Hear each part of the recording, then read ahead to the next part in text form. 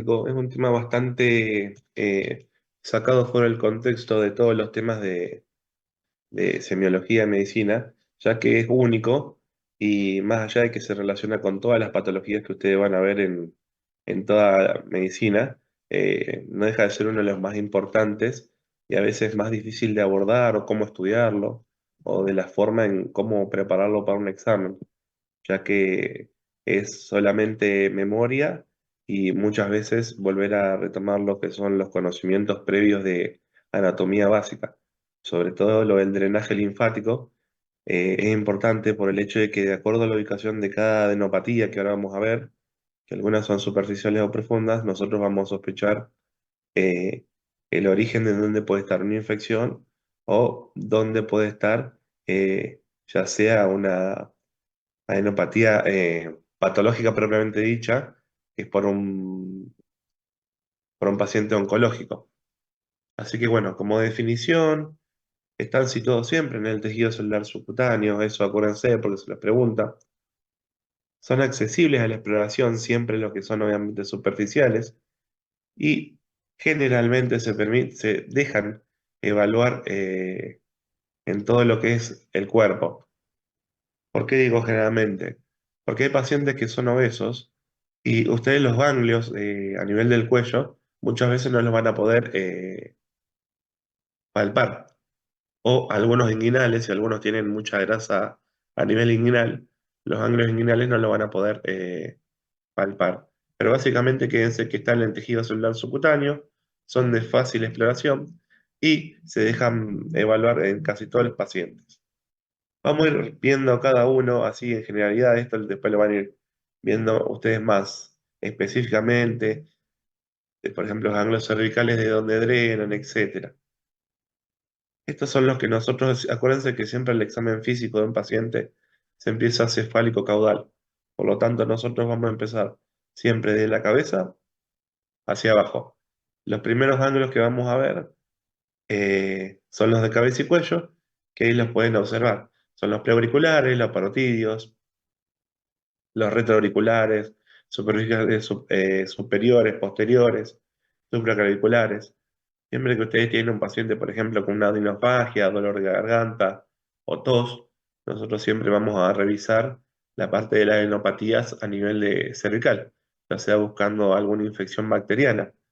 Por lo tanto, también le vamos a hacer el examen físico de la fauces, ya si tenemos placas o una garganta bastante eritematosa y tenemos un ganglio, cadenas ganglionares positivas, bueno, ya habla de que es un proceso bastante importante.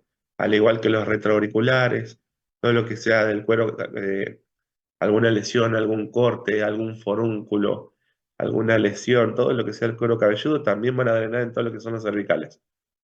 Este, son los más importantes que revisamos a nivel del examen físico. Ahora que viene el invierno, es mucho más frecuente de verlo por las infecciones de vía aérea superior que tanto en el verano. Acá está cada uno de los ganglios especificados de dónde drenan. Por ejemplo, los occipitales, como les dije, el cuero cabelludo, los postauriculares, los mastoideos, pabellón auricular, región. Esto está descrito en el libro. No, no les voy a hacer perder mucho tiempo en esto porque esto está descrito y no, y es solamente memoria, chicos.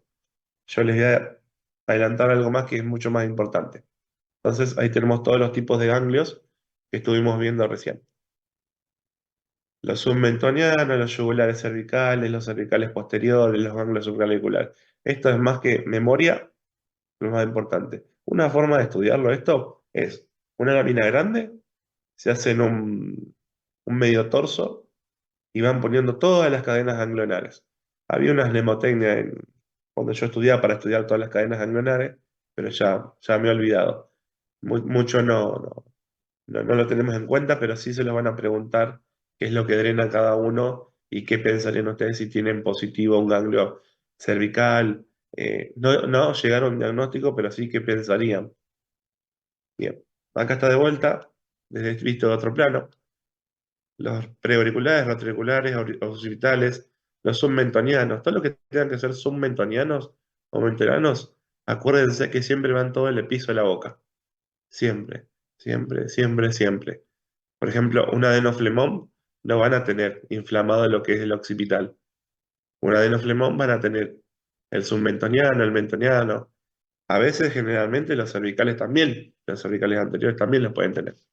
Y los supraclaviculares los marcan por el hecho de que hay muchas patologías, muchos tumores, que, esto es un secreto, pues se lo van a preguntar.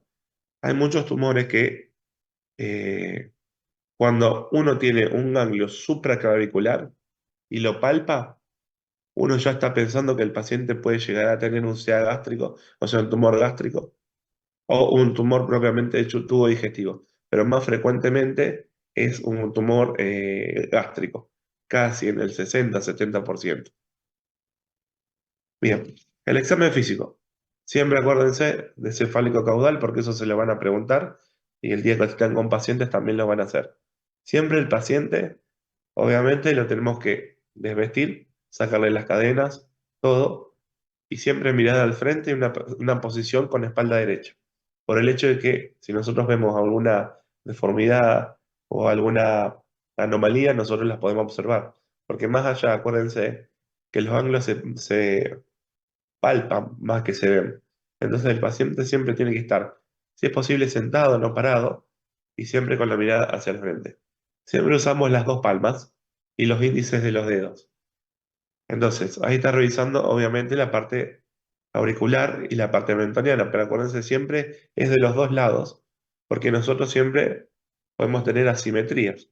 Entonces, si empezamos de un lado, no nos va a servir si en el otro lado encontramos la asimetría. Por lo tanto, acuérdense que siempre van de los dos lados. Ahí está haciendo la palpación de el ganglio de los que yo le dije, si hay una adenopatía supraclavicular, lo que le hace es colocar el dedo índice y el anular, sobre todo en el hueco clavicular, y le hace descender la cabeza, por lo tanto, para ver si es positivo o negativo. Seguimos. Los ganglios cervicales. Lo más importante de esto es acordarse de las manos, siempre tienen que ser de los dos lados. Se lo recuerdo porque cuando vayan a hacer el examen físico, no se vayan a olvidar de hacerlo, porque les van a decir, ¿por qué hace con una sola mano, doctor?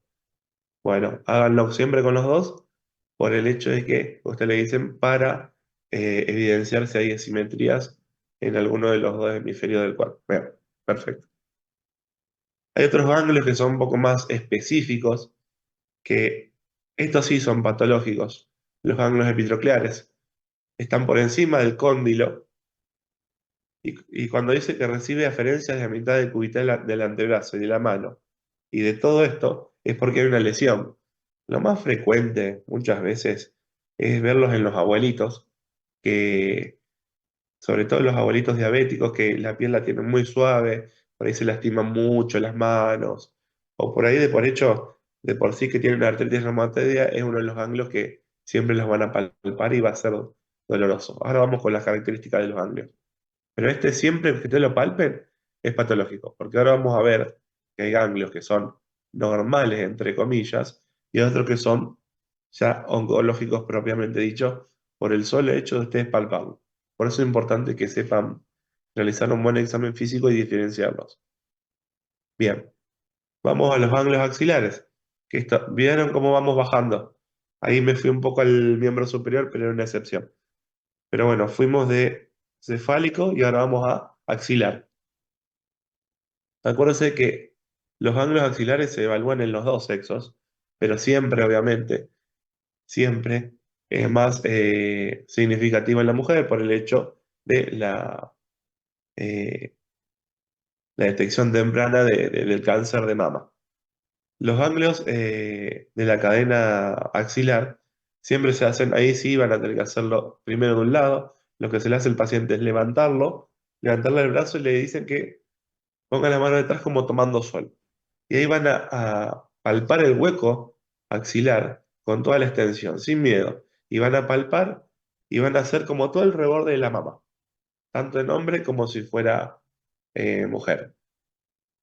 Si encuentran algo, obviamente, ahí ya después se estudiará de otra manera, pero siempre es en los dos sexos se evalúa. ¿Qué puede ser generalmente en los pacientes jóvenes?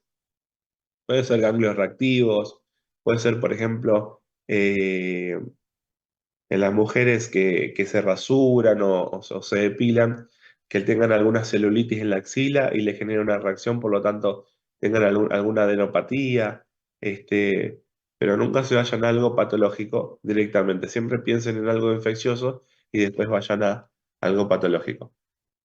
¿Estamos bien hasta ahí? ¿O alguna Sí, duda? profe. Bárbaro. Bien. Fuimos a los ganglios axilares, ahora vamos a los ganglios inguinales.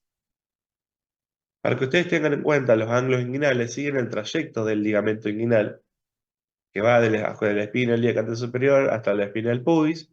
Ese es el trayecto que haría el nos. La cadena gangliolar, siempre que son positivos los ganglios, siempre acuérdense y piensen en esto de pacientes jóvenes y enfermedades de transmisión sexual. Siempre piensen en eso. ¿Por qué? Por lo que les voy a leer recién. Porque drenan, hacen aferencia de pene, escroto, vulva, periné, región glútea. En la región glútea, por ejemplo, ¿qué puede ser? Un absceso perianal, un forúnculo, en la vagina una vaginitis, una epía. En el escroto puede ser un fournier, en el pene puede ser eh, ¿cómo se llama?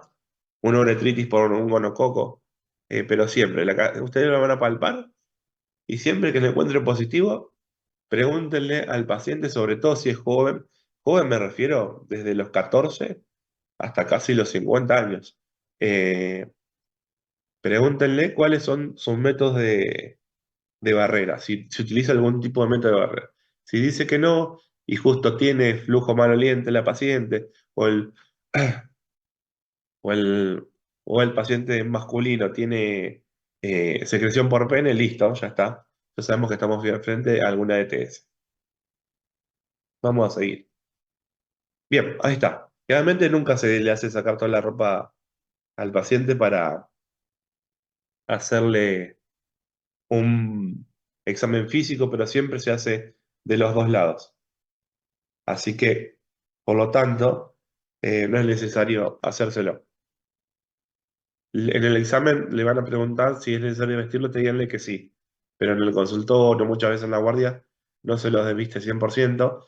Y acuérdense siempre, por favor, cuando hagan estas partes, región inguinal, perianal, todo eso. En la axilar también deberían, pero pónganse siempre guantes. Bueno, entonces, para hacer un breve repaso. A ver, esperen un segundo.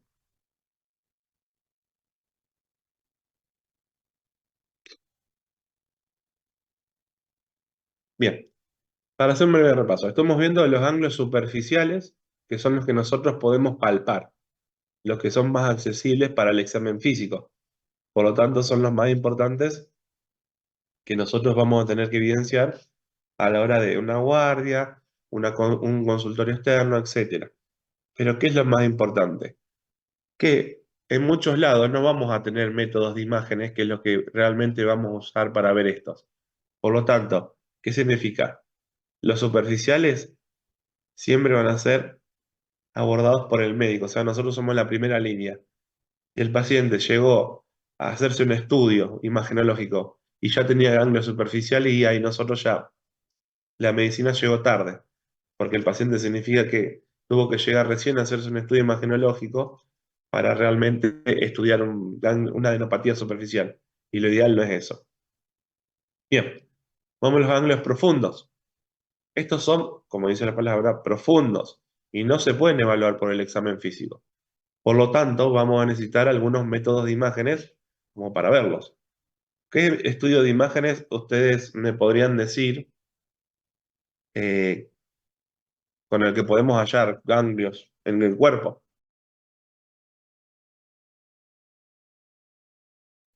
Una ecografía. Una Sí, ecografía. Bárbaro, perfecto. Muy bien, una ecografía. ¿Qué otro más? una tomografía, Una tomografía. Excelente. Sigamos, a ver, ¿quién da más? resonancia magnética. Una resonancia magnética. Pero fíjense que están en Gato Colorado y lo único que tienen es laboratorio y y viene el director y les dice, doctor, solamente tenemos radiografía para hacer. Con una radiografía, ¿podemos ver alguna adenopatía?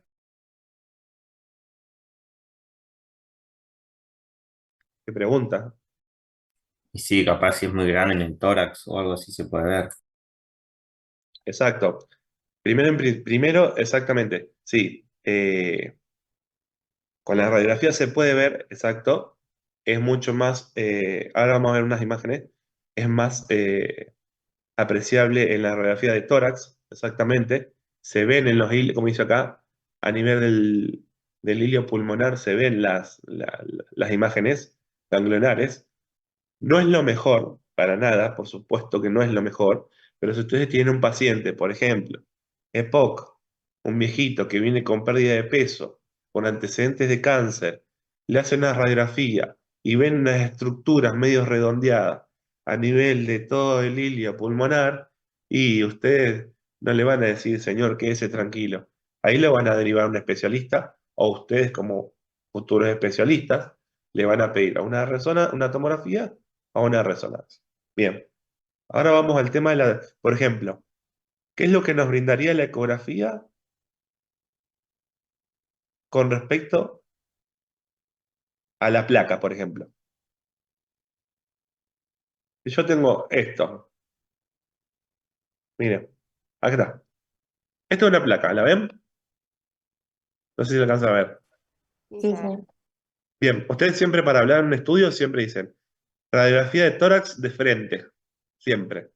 ¿Qué ven? Una radiografía de tórax de frente. Entonces, ven esto que está aumentado. Este es el botón aórtico. Pero ven que hay unas estructuras acá, ahí y ahí. Esas son adenopatías. Acá, bueno, esto está minado. Esto es bien característico de los CA de pulmón. Esto está minado. Todos pequeños, todos pequeñitos. Y estos ya de por sí son bastante significativos. Bien, nosotros hacemos esto. Pero después tenemos esto. ¿Qué es esto? O sea, ¿de qué imagen sería esto? Ecografía. Una Una ecografía. ecografía. Una ecografía, exactamente. ¿Cuáles serían los pros y los contras de la radiografía y la ecografía en una adenopatía? O sea, ¿qué es mejor, la radiografía y la ecografía? Que la ecografía, perdón. Es para pensarlo, ¿no?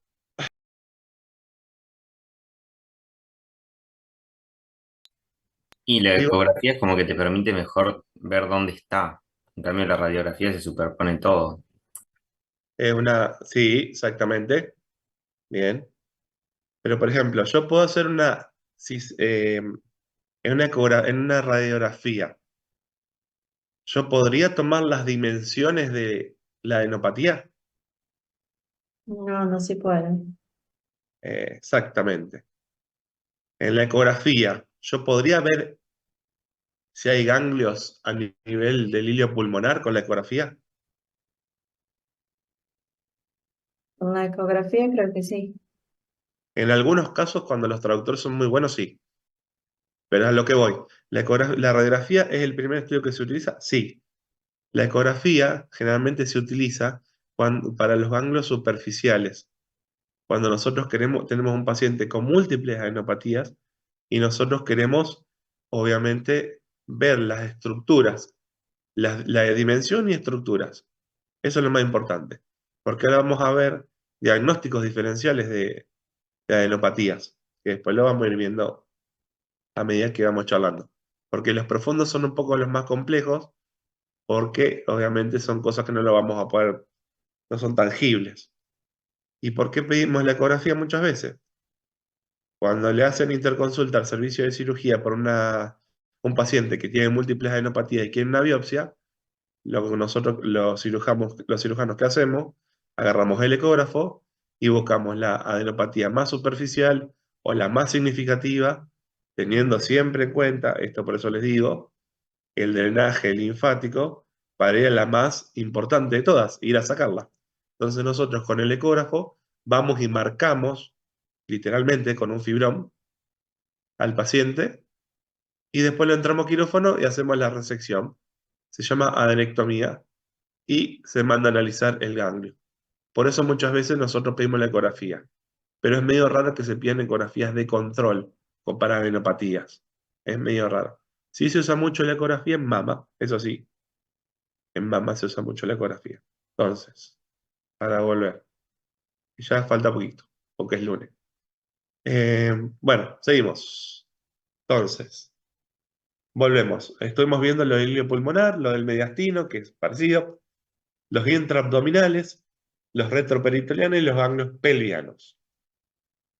Acá dice el libro que pueden tener manifestaciones obstructivas o compresivas. ¿Qué significa eso? Un conglomerado hepático, ¿te puede dar un síndrome obstructivo a nivel de colon? Sí, está descrito, es medio raro.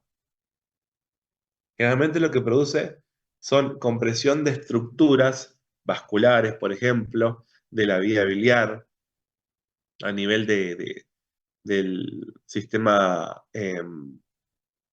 nervioso central, a nivel pulmonar, pero a nivel obstructivo, propiamente del sistema digestivo, no, es medio raro, pero sí produce, acuérdense, compresión de estructuras vasculares, de estructuras del sistema nervioso central, a veces también del periférico, y sobre todo las más frecuentes es la compresión de las estructuras de la vía biliar. Bien, esto es lo que yo le dije más o menos de la semiología.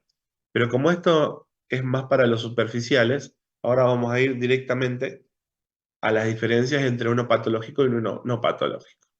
Bien, acuérdense cuando vayan a palpar un ganglio, acuérdense siempre, cuando ustedes los vayan a palpar, si es que lo encuentran, siempre tienen que ver varias características. Nunca van a saber cuánto mide, pero realmente uno saca aproximadamente las dimensiones de los ganglios que los tiene en cuenta para ver si son patológicos o no.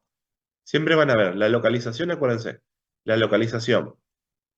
Bien, la consistencia, si es una consistencia dura, si es una consistencia elástica o si es una consistencia dura pétrea.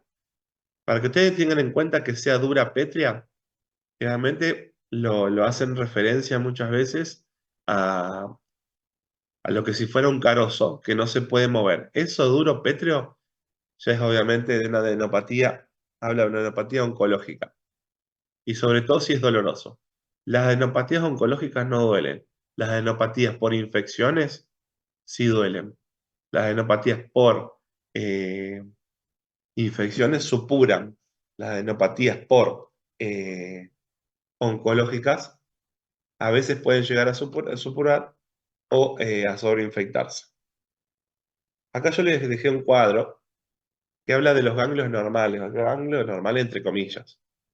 Pues generalmente podemos tener, cuando a veces escuchen, tiene adenopatías en rango no adenomegálico, significa de que son normales dentro de la parte anatómica.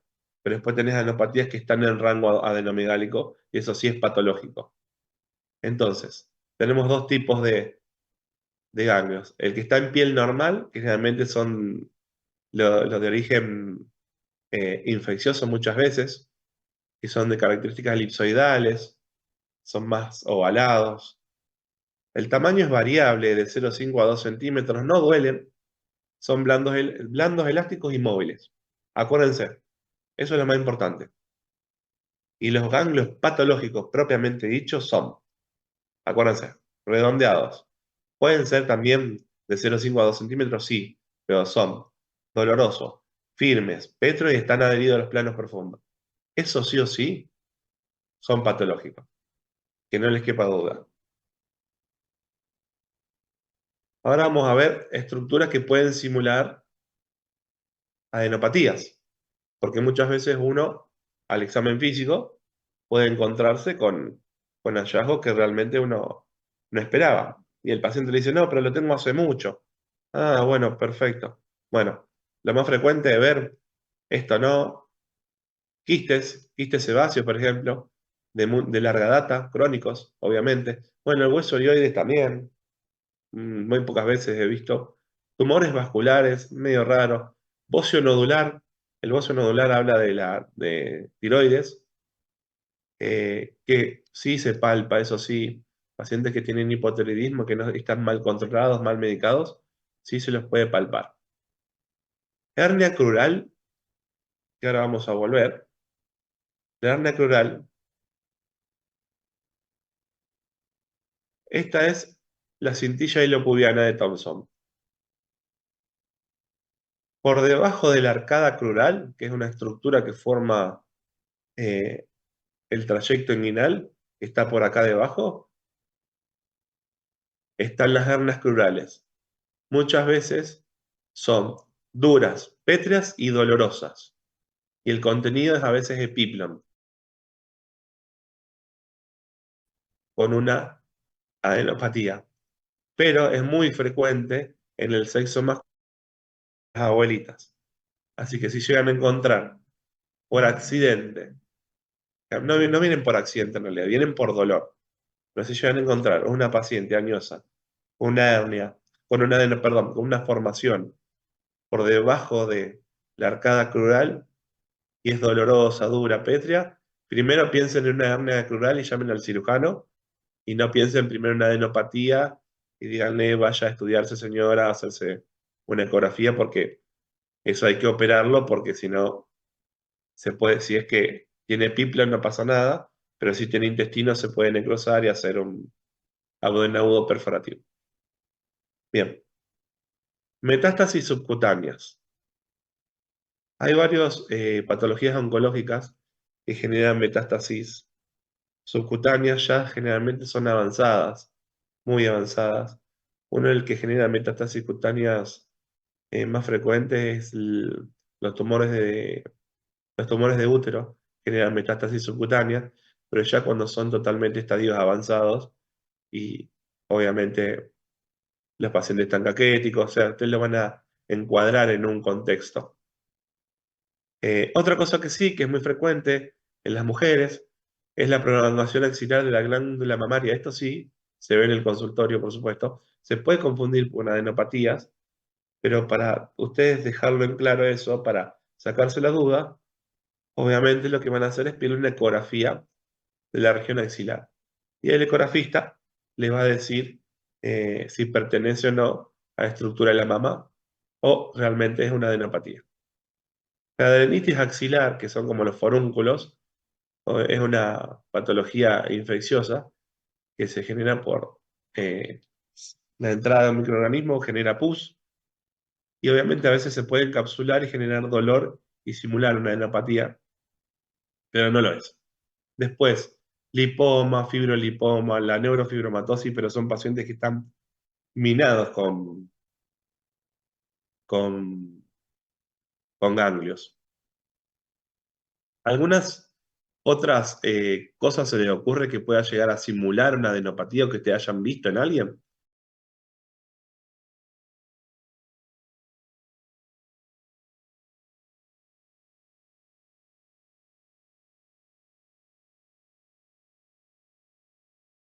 Un sobrehueso, algo, no sé, algo que se les ocurra, que hayan leído.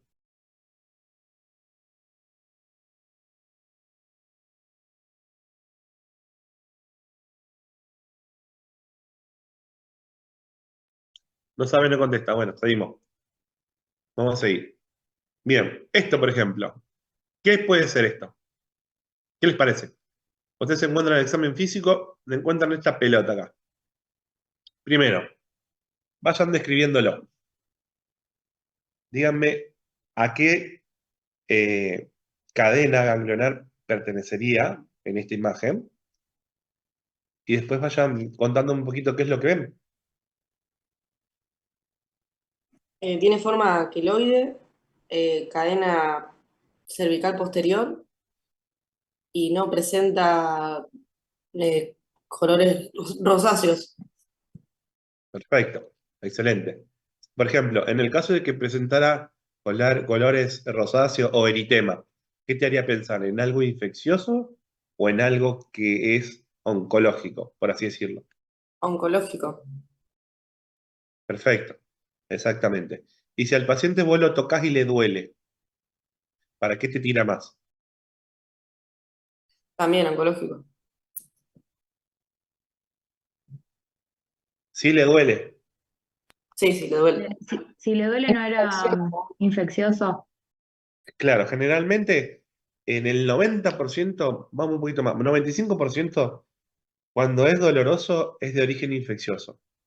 ¿Cuándo puede pasar de que la adenopatía oncológica duela? Es cuando se sobreinfecte o esté supurada. Generalmente, o lo que se genera es una sobreulceración de la adenopatía. Pero siempre que sea doloroso es de origen infeccioso. Entonces usted se encuentra con este paciente acá, con esto, ¿cierto? Se encuentra acá. Él viene por otra cosa en realidad, porque, no sé, le duele la nariz y se encuentran con esto y lo tocan. Y él te dice, no, lo tengo desde que soy chiquito. ¿Ustedes qué hacen con ese chico? ¿Lo dejan así? ¿Le dicen que se controle cada tanto?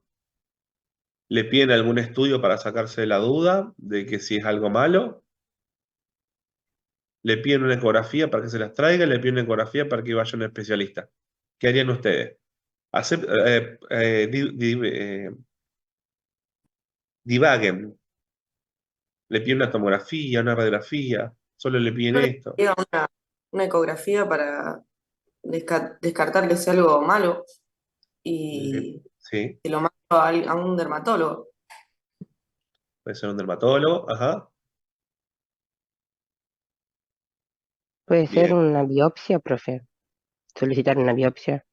Podría solicitar una biopsia, sí, pero es muy temprano porque fíjate que es un paciente que está totalmente asintomático.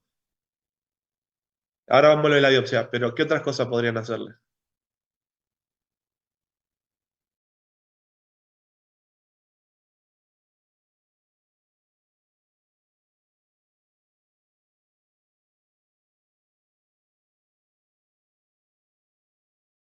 ¿Agarran un bisturí y se lo drenan ustedes a eso? ¿Le ponen un poquito de anestesia y le sacan?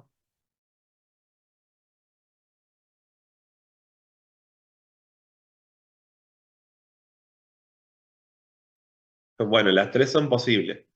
Eh, Esto es muy frecuente ver en la guardia. No acá en el cuello, pero sino en otras regiones. Es normal esto, es totalmente normal.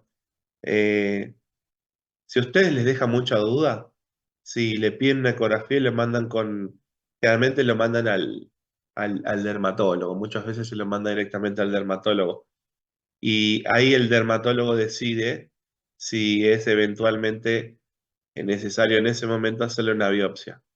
Pero ya con la ecografía uno ve las estructuras, ve la estructura, si es patológico o no. Vamos a seguir. Bien. Bueno, al que le gusta pediatría, le dejo a este niño. Cuéntenme, ¿qué es lo que ven acá? Descríbanme dónde estaría, en qué cadena ganglionar estaría esa adenopatía.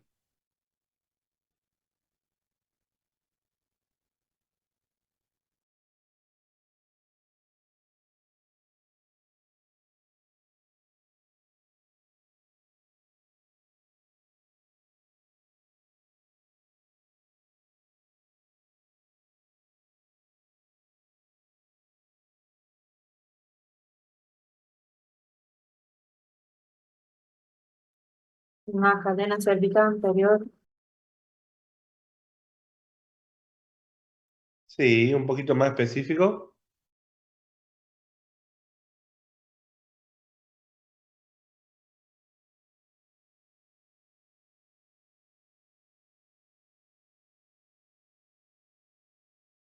Está en la cervical anterior. Está un poquito más pegado, ¿viste? Submentoniano, submaxilar, pero bien, bien, está bien. Bueno, esto es un quiste tireoloso, perdón. Es muy frecuente ver en los niños, cuando ustedes estén en la guardia, obviamente que esto es recontra remil doloroso, y ellos se presentan con fiebre, malestar, muchas veces le dice la madre que no tiene hambre, pero es para más o menos hacer un diagnóstico diferencial y tenerlo en cuenta a la hora de que este nene, obviamente, no se tiene que ir a la casa sin haber realizado un estudio ecográfico y mínimo un análisis de sangre. Bien, esto que tiene acá el señor acá al lado, ya vieron que es un tumor parotidio, pero también para que sepan diferenciarlo de una adenopatía. Y para que tengan en cuenta que muchas veces las adenopatías no son satélite de enfermedades de una de base, sino que muchas veces ellas son las enfermedades. ¿Qué quiere decir? Que ellos son los primarios y no los secundarios. Porque muchas veces se habla de que las adenopatías son las metástasis. Y no siempre se respeta esa regla. Siempre, en el un gran porcentaje, sí, los tumores generan metástasis y se ven a los pacientes minados con adenopatías, y esas son el secundarismo que se le dice. Y después tenemos tumores específicos que son los propios adenopatías, las que son los tumores. Bien. El paciente con adenomegalia, esto es lo que fuimos hablando. Obviamente lo más importante es adecuarlo a un contexto, porque si el paciente viene porque le duele la pata, nosotros no le vamos a ir a revisar la cadena ganglionar, pero sí cuando esté relacionado con un proceso infeccioso, de lo que tenga que ver sobre todo con cabeza y cuello, sí o sí hay que hacerle un examen de la cadena ganglionar, cervical, esternocleidomastoidea, de todo eso. Al igual que si hay un paciente que viene con una sospecha de TS, también revisar a nivel inguinal. Siempre tener en cuenta las características de los ángulos que yo les fui diciendo. Acuérdense la localización, cómo es la consistencia, si es doloroso, si no es doloroso, si está está adherido a planos profundos, si es flexible o no, si lo tiene hace mucho, si lo tiene hace poco. Indaguen mucho eso en la historia clínica, porque muchas veces les va a pasar que son quistes sebáceos que los pacientes lo tienen hace 1.000 millones de años, y es muy frecuente que les pase con los abuelos y ni siquiera sea necesario hacerle nada. Bien, ahora vamos a los síndromes adenomegálicos. A los síndromes adenomegálicos y ya vamos terminando. Esto es lo que estuve hablando recién. ¿Qué es esto? Nosotros podemos tener adenomegalias superficiales, sí, la que vimos al principio, y las profundas. Las localizadas o regionales, es lo que yo le dije recién. Nosotros podemos tener un ganglio, por ejemplo, axilar, palpar en una mujer un ganglio axilar y directamente es el tumor. Y no necesariamente tiene que estar ubicado en otro lado. El ganglio en axilar en la mujer muchas veces es el primario y no el secundario. Si nosotros palpamos toda una cadena ganglionar en la mama, y es muy probablemente que sea el secundarismo y no el primario. Eso hablo de una lesión primaria. Muchas veces. El más frecuente de verlo es en el sexo femenino con los cánceres de mama. Otro, por ejemplo, lesión primaria, no se respeta tanto, pero es en los seminomas, que son los tumores testiculares en el hombre. Simula también ser una hernia, pero es una adenopatía, pero también es primario. Y sin lesión primaria es que no tiene. Pero acuérdense siempre, las adenopatías son metástasis, no siempre son metástasis. Muchas veces pueden ser un tumor primario y no tener, por ejemplo, o el tumor de hígado. El tumor de hígado genera, o el tumor de colon, más fácil, que ustedes lo van a ver mucho. El tumor de colon genera metástasis en hígado. Perfecto. Bien. Después tenés que genera metástasis en el hilio hepático. Ahí tenés cadena ganglionar. Pero, por ejemplo, en el tumor de cabeza de páncreas, muchas veces no genera adenopatías. Y el mismo tumor es el único. Entonces, por lo tanto, muchas veces no se respeta esa regla. Y después las adenomegalias generalizadas, que las puede dar otras cosas, que son más de origen infeccioso. Por ejemplo, con causa evidente, que nosotros estemos estudiando a un paciente que ya de por sí, por ejemplo, esté inmunodeprimido, que sea un paciente oncológico, que sea un paciente que tenga las defensas bajas, que tenga lupus, artritis reumatoidea, un síndrome inmunocruciforme, esos también están llenos de adenopatías, por lo tanto se pide biopsia de ellos.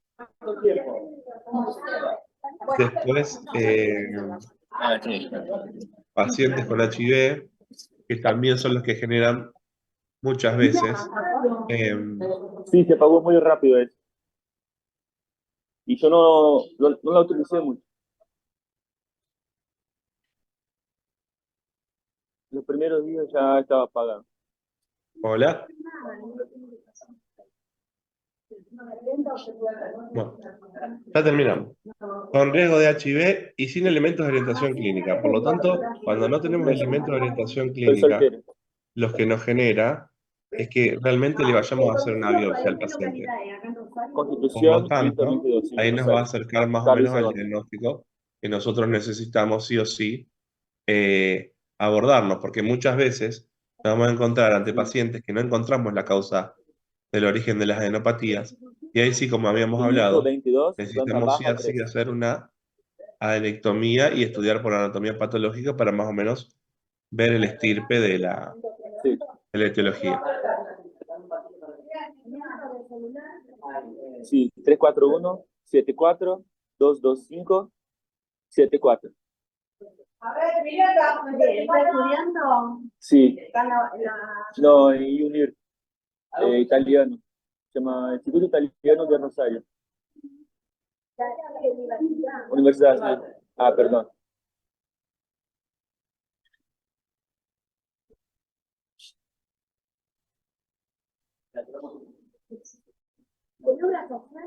No.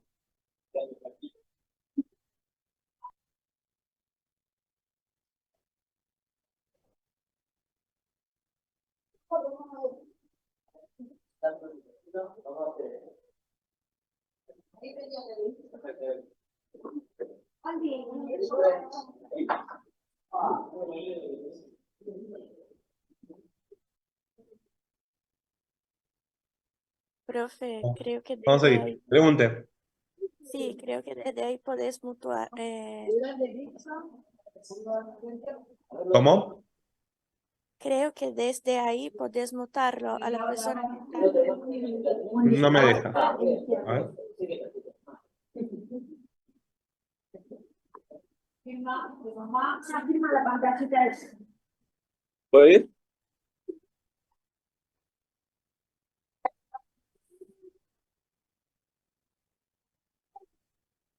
Bien, vamos con la fotito. Sale. No puede ser la misma de antes. No. Estaba mucho más guapo la anterior. Estaba más flaco. Permiso. Se va a la silla un poquito más a la izquierda.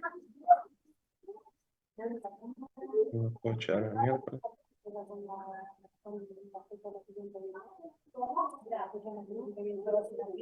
va a llegar bien, por lo que sea más esto, pero vamos a recordarnos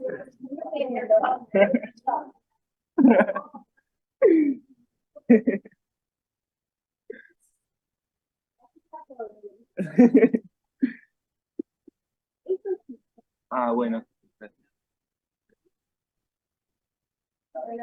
Te pregunto, ¿necesitas alguna documentación o algo? ¿Necesitas alguna documentación o algo? ¿Por qué me pidieron, cuando se saca turno, dice, trae tal cosa, no sé? Ah, entendí. Ferreira, ¿puedes silenciar tu... Sí, sí, claro.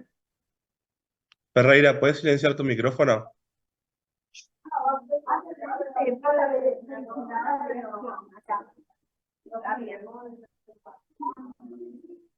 y eso te lo van a jugar por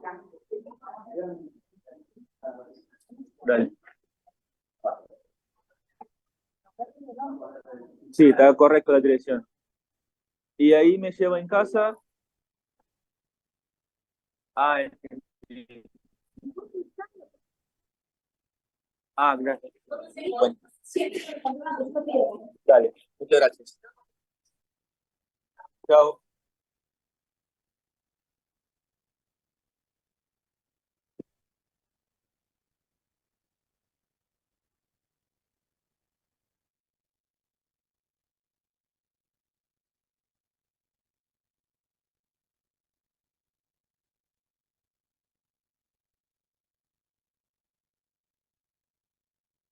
Bueno, vamos a seguir.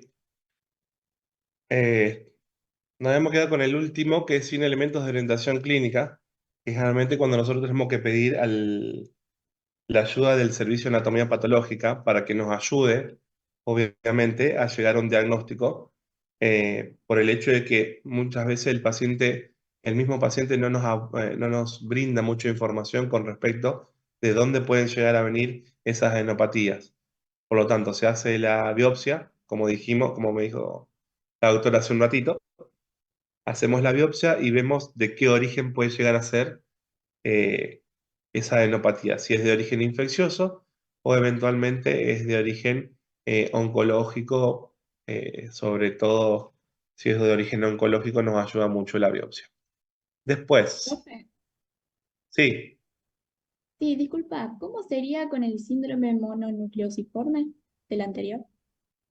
¿qué sería eso? Sí, sí. El síndrome monoclosiforme es un síndrome que lo produce el virus de Epstein-Barr, que lo que genera es obviamente una reacción generalizada y el cuerpo empieza como hace una respuesta exagerada y genera múltiples adenopatías, que las más frecuentes son las cervicales, axilares y inguinales. Pero el paciente está minado, lleno ¿cómo se llama? De adenopatías. Es muy frecuente de ver en los pacientes jóvenes eh, que van a la consulta y, ¿cómo se llama? Y le dicen, mirá, yo hace unos días eh, hace unos días tuve tocándome te dicen un granito, a nivel de la axila, pero después,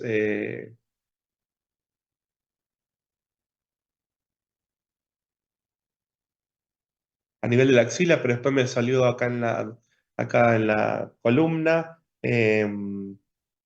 La verdad que no sé qué hacer, pero generalmente siempre se da por, eh, por virus. Entre unos de ellos el Epstein-Barr, el citomegalovirus también. Obviamente les da fiebre, cansancio, mialgias, pero realmente no se hace biopsia ahí. El estudio es por laboratorio, pero no es necesario hacer. Y las adenopatías son bastante importantes como para no, no palparlas. Listo, muchas gracias. No, de nada. Síndrome de anomalias profundas, tórax, iliares, obviamente. Todo lo que tiene que ver con tumores pulmonares, de células claras, tumores mediastinales. Eso es lo que generan en el tórax. Y abdominales y retroperitoneales, como acá. Esta es una gran adenopatía. ¿Esto qué es primero? Es una tomografía de abdomen. ¿Qué corte es este? ¿Qué corte sería? Axial o transversal. Axial, perfecto. Excelente. Bien. Esta estructura que ven acá, ustedes ya vieron diagnóstico por imágenes, ¿no es cierto? Sí, profe, tenemos. Bien. Esta estructura que ven acá, ¿qué es? El hígado, Bárbaro. Esta que está acá, está bien debajo del hígado. la Así que vesícula, La vesícula. perfecto. Este amiguito que está acá, riñón, Riñón. bien. Y esto, El otro riñón. riñón, bien. Muy bien. ¿Esto es derecho o izquierdo? Derecho. Derecho. Bien, muy bien. ¿Esto que está acá? ¿Estómago? Estamos un poquito más. Páncreas. El páncreas. Ah, no. No, no se pinta tanto. Aparte, ¿el páncreas tiene aire dentro? No. ¿Qué tiene aire dentro? Colon Estómago. transverso. ¿El qué? Colon transverso puede ser. Sí, muy bien, el colon. Primero por la disposición, por cómo está, y después porque tiene aire. Si no, si usted se encuentra en una tomografía y dice, este aire está fuera del colon, es un neumoperitoneo. Bien. ¿Y esto? ¿Ven acá? Una vértebra. Exactamente. Bueno, esto le llama la atención, obviamente que es algo, no es normal esto. Ya por el hecho de estar con las flechitas no es normal. Bien. Esto es un tumor retroperitoneal. Seguramente se acordarán de la transcavidad de los epiplones, retroperitoneo, todas esas cosas. Bueno, esto es un tumor retroperitoneal que crece posterior y lo que produce es una adenopatía gigante y produce síntomas compresivos, como yo les dije, que muchas veces pueden comprimir estructuras vasculares o pueden comprimir estructuras de la vía biliar y estructuras del sistema nervioso central periférico también. Por lo tanto, es una gran adenopatía y es un tumor retroperitoneal. ¿Qué se hace con los tumores retroperitoneales? Y generalmente en el 90% se operan y el 100% son malignos. Y no generan ninguna otra adenopatía, es solamente esto. El paciente, ¿por qué consulta? Por lumbalgia. Solo por lumbalgia. Lumbalgia de larga data, pérdida de peso, astenia, por lo tanto. Le haces una tomografía y te encuentras con esto. Y es lo que hablábamos recién. Nosotros tenemos 3 estudios para pedir a nuestro alcance: la radiografía, la ecografía y la tomografía. Más específicamente para los tumores retroperitoneales, la resonancia magnética es por excelencia el mejor estudio. Obviamente que es inocuo porque no utiliza energía ionizante, sino magnética, pero nos ayuda mucho a ver los planos de clivaje al cirujano y sobre todo al oncólogo, le ayudan a ver los planos de clivaje para abordarlo y ver si tiene plano de separación. Esto voy, plano de separación para realmente realizar una cirugía exitosa y que no tenga compromiso de estructuras vasculares. En este caso pasa acá por debajo de la cava y ya estamos hasta las manos. Pero bueno, eh, eso ha sido todo, chicos. Si tienen alguna pregunta, alguna duda, me escriben en el foro, yo con todo gusto se los aclaro, no hay ningún problema, yo estoy a disposición.